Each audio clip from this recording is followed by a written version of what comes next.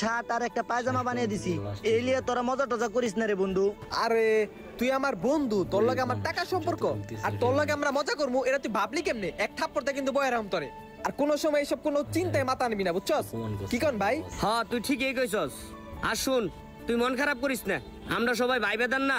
আর তুই তোর সামর্থ্য অনুযায়ী দিছস, চিল ম্যান। আর তাছাড়া বন্ধু, এই জামার কোয়ালিটি কিন্তু ভালো। কোন দোকান থাকিস রে? আরে বন্ধু, ওই মুল্লার দোকান থেকে লইছি।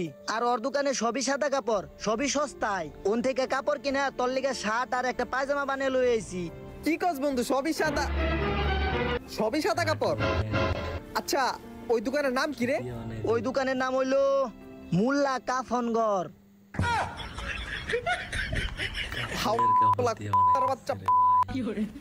তুই আমার কাফনের কাপড় দিয়ে শার্টের পায়জামা বানিয়ে নিয়েছস?